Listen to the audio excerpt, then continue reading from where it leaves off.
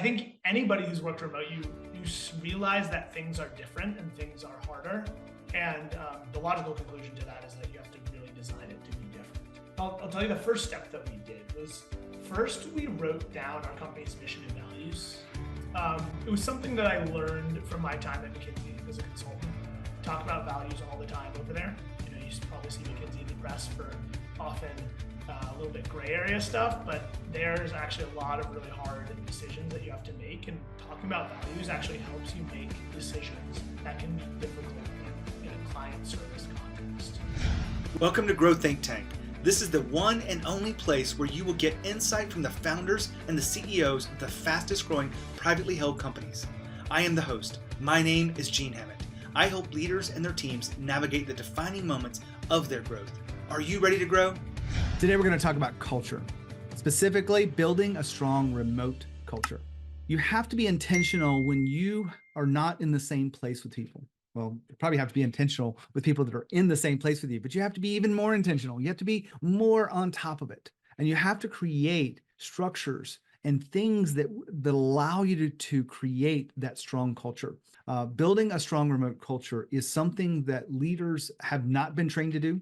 This is something that we've had to figure out over the years, but a lot of companies who are remote first, my company's remote first, we build culture, intentionally. We do it probably in a very different way than you do it with live in person, but we want to make sure that you understand what building a strong remote culture is. So our special guest today is the founder CEO of Cartograph. Sorry for the mess up there, but Chris Moe and I talk about building a strong remote culture. They've got over 60 employees. They made the Inc. list multiple times, and they have structures in place that allow for better communication, better accountability, better living of the values. And they have structures in place that allow them to tune into what's really going on with their small little groups of people. And they also do things very differently than a lot of companies I've heard about building remote culture. So you want to make sure you tune in, because there's definitely some magic in here. And there's definitely some actionable things that you can take away and start doing them in your business tomorrow. Now, all that being said, I love sharing with you these guests, and my name is Gene Hammett. I'm an executive coach. We do leadership development and executive coaching for fast growth companies. What that really means is we help companies that are growing fast continue to grow. We help them navigate through some of the challenges within their culture, within the leadership struggles. As the company is growing dynamically, they're pushing boundaries. They have to create more leaders. You've probably felt it. That's what we do. We partner with our clients to create more leaders, to create a company that will continue to grow beyond them. And that is what we are excited about doing. And that's one reason why we do these podcasts, is to be able to tune in to so many people and share these stories. So if there's any way we can help you, we'd love for you to tune in. We have a special way to engage with us. If you want to get some questions answered, or maybe even participate with people that have been on the show before, my clients or other people that are in fast growth companies, other executives, then just go to coreelevation.com/virtual conversations. Those that would show you a little bit about what it is, but also the topic. The topic changes every month, but once a month we gather together with a handful of executives, really exclusively to talk about specific things. The next one coming up is the topic on what are PE firms looking for in terms of leadership. When they assess the value of your company, what are they looking for? We're going to have an expert coming in, but we're also going to share with each other about what they know and really codify this a little bit for you. And that's coming up in the beginning of April. So just to sign up for that, just go to coreelevation.com/virtual conversations. Now, here is the interview with Chris. Chris, how are you? I'm good, Gene. How are you doing? I am great. I am excited to have this conversation with you about a remote culture. Before we dive into it, I'd love to hear about your company, Cartography. Sure. So we're actually called Cartograph. Cartograph. So drop the Y. We're an Amazon agency. We specialize in consumer packaged goods. So a lot of stuff that you'd see in a Whole food and beverage, Sephora, beauty products, Petco, pet products. We do a lot of supplements as well. And we help those brands sell on Amazon. We're actually like an outsourced Amazon agency. And so we do full service end to end of the entire Amazon business. And we do that actively with about 80 different brands, manage around 250 million on the platform, and been doing that for about 6 years now. Well, this is a growing industry, and people may not think about it, but every item on the Amazon list and catalog has to be optimized and has to be watched over. It doesn't just sit there as dead data, I don't think. What is it about this Amazon industry? Like, where do you see it's going that you could share with us the future? So, it was a question I asked myself 5 or 6 years ago. I said, okay, why do Amazon agencies exist? Right. And it's basically because Amazon makes it really easy for shoppers to shop. Right. I think most people have heard of the really good return policy. Product arrives fast, send it back if you don't want it. Yeah. Almost no questions asked. But what they often don't realize is that comes to the cost of the brand. And so working as a brand on Amazon is actually really hard. And so the questions on the industry for Amazon agencies is it going to get easier for brands to sell on Amazon? And the answer is probably not. The complexity is growing, cost of logistics is growing, competition is growing. And then is the industry going to get smaller? Not really signs of that. Amazon continues to grow. I think there's interesting questions as to whether or not they're a monopoly. I think it's getting close, at the very least, because they have such massive share in a lot of different industries. But yeah, basically we exist because it's pretty hard to operate on Amazon. It's pretty hard to make your page show up in the right place and the right time and get a lot of exposure. And most of all, it's hard to do so without losing money.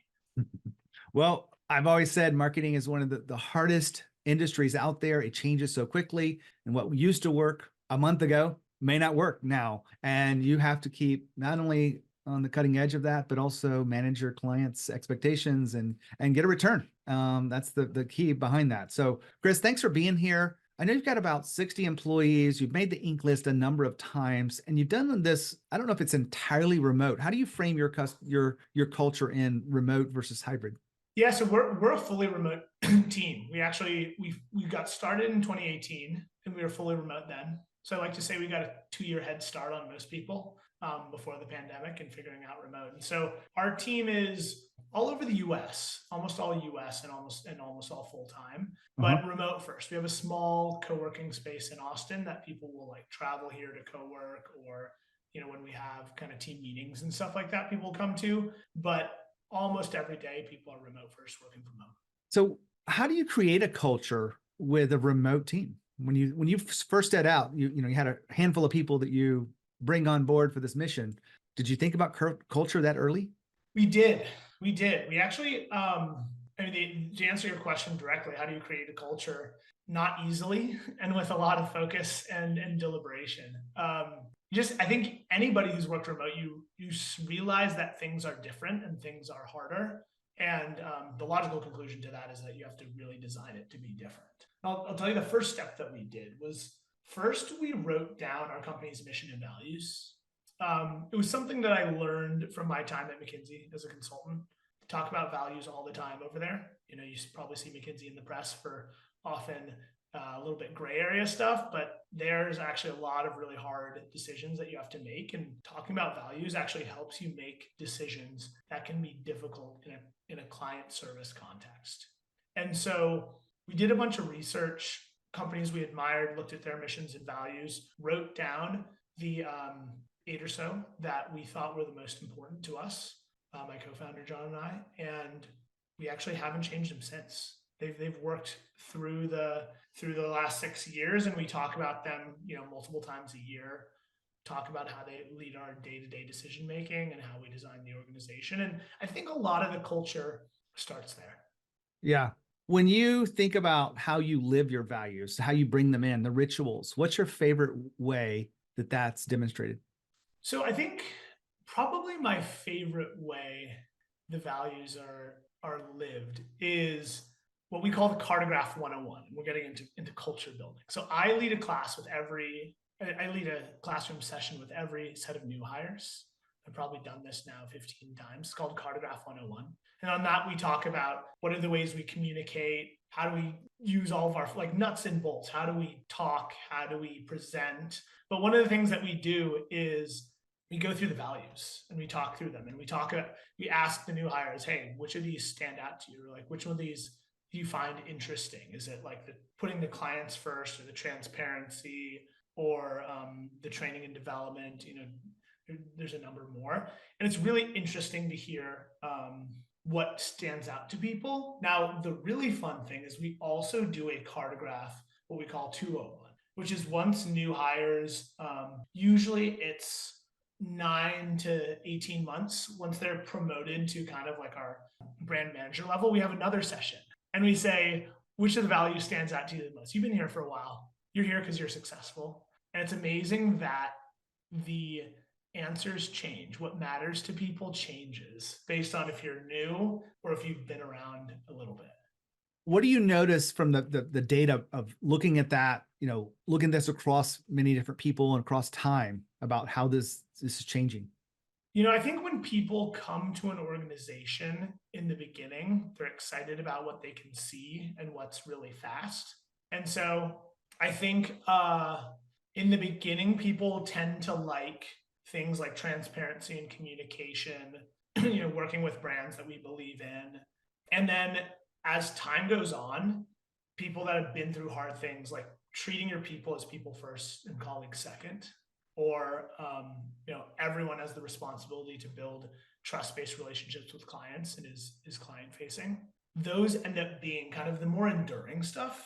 I really want to grow. I really want a place that is not just a good place to work, but a good place to have a life outside of work.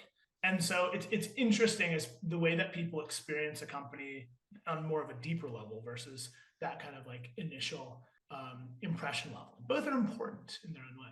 Well, Chris, I can imagine being a consultant background, you think in frameworks, you think in ways to look at patterns in organizations. So building a strong culture, what are the core elements of a strong culture that's remote?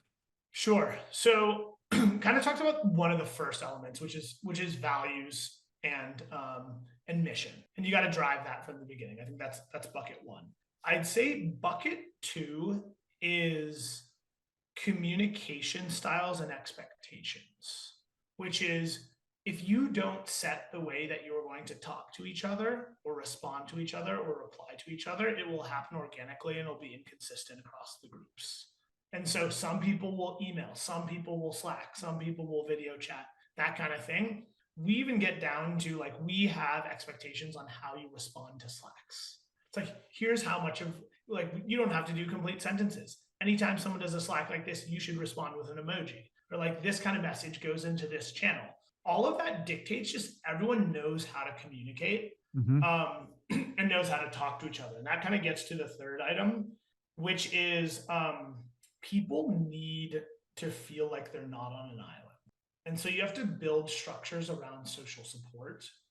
And because otherwise, it's pretty common, and you've probably seen this in org research, that pseudo networks form in organizations that are separate from work structures, where people become centers of knowledge, or the popular people that people go to for ideas and things like that. And so being really thoughtful about how you build social structures in your teams that even isn't just about reporting, but about who are people going to talk to on an everyday basis. Last one, growth. Once we laid out exactly how every person was going to grow, both role, comp, promotions, and so forth, people loved it. And it really created a culture where people knew what was expected of them, and had something that they could chase after. It's very interesting that Chris is talking about the importance of values, and he worked at McKinsey. And I just wanted to highlight this for a second. If you don't feel like your values are something that you live by, then you've got some work to do. I'm going to be really blunt with you, because I see this conversation is such an important piece to creating the culture you want, to being a leader, to creating a performance organization, to people learning and collaborating together, to people trusting each other. All happens through the values. Such an important element. Not to mention the fact that the people that you're bringing on board, if they're out of alignment with those values from the beginning, they're going to add more stress and pressure on the culture. If they're in alignment, then it will be much easier to get them on board. So make sure that you know what your values are and that you feel like you're living them. If you don't, I've got plenty of content in here, or you can reach out to me. I'm happy to help you with some resources that are absolutely free. So just let me know how I can help you. Back to Chris. I love all of that. I'd love to unpack it. I don't know if we have much time. Of those, which do you feel like is most valuable to those founders that might be listening in today? I'd probably start with communication and team structures. Perfect. Yeah. So I kind of talked about the communication that like we really use like a closed loop communication philosophy, top down closed loop communication.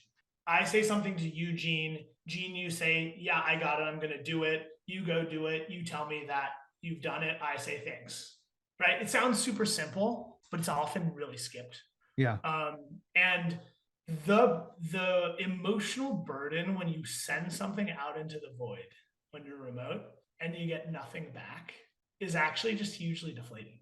And so you imagine that amplified like many dozens of times. And over a week, someone's going to get really tired at work versus like, I mean, this is like, if you play sports, you're always coached on like keep communication up between the team members. Otherwise, like you create these like small kind of like emotional barriers, or you're like hesitant to communicate, and the team just can't have good flow without that. So that's the communication side, but the social structure side too. We actually learned this really early on that people, even if they're really competent, I think remote work requires people to be a little bit more independent than in-person work. And so even really competent people, if they are on teams that are too independent, they will get lonely, either from a work standpoint or like a social standpoint. The work standpoint, they'll like get themselves into kind of like spirals, or like get lost on like problem solving, or start doing, develop like habits that actually aren't maybe that productive. And then on the social side, they'll like get frustrated with things, or they'll just like not have a place to kind of vent. And so it was actually kind of an exercise in building almost like social and communication redundancy, which was, if someone's working on something, they should have someone to talk to about it. They should also have somebody formally structured in their group that doesn't work on it, that they can be talking to about it. And that creates kind of like this little community and this support group that empowers them to feel like they're really part of a team. Now, Chris just said something I really want to put a spotlight on. It's this top-down closed loop. What I took away from that in the closed loop is that they have structure and rigor, that when they're having a conversation with someone and someone delegates a request, someone asks someone to do something, put paper in the printer, that person has a series of conversations to close the loop. Yes, I understand which printer, I got the paper, I know exactly what to do. And then once it's done, they're saying, I did it. And then the person's saying, thank you. Now, that's a very simple example, but I want to make sure you understand that a lot of time that's not happening. And when it's not happening, people don't hold people accountable the way they should. They're not having the kind of conversations that they need to. And this closed loop element is a very simple thing to add. It's absolutely free for you, but it will change how people communicate together when you really understand it. If you don't understand it, I'd love to share with you more about it. But that's our time for today. Back to Chris to share a little bit more about building a strong remote culture. Chris, I know you mentioned Slack, and I know it can get in the way of communication, and it can also be a very efficient channel. But as far as technology is concerned, are you using technology to help you improve your culture, that remote culture? We are. I mean, I would say we're mostly low high tech. Okay. In that we use all the collaboration tools, but build a lot of stuff ourselves, and it's mostly about human behavior. Not so much like we're not using a lot of like the AI note taking tools, or like the I think there's like coaching tools for video conferencing and stuff like that. Yeah. And not any reason, but we really want to keep the human element in the way that we communicate with one another. And so a lot of it is about hearing people and giving really clear direction, and giving really clear feedback. If somebody communicates with you, you need to be able to be very straight with them. And like a big thing too, we work in a reasonably technical discipline, is brevity is actually proof of understanding.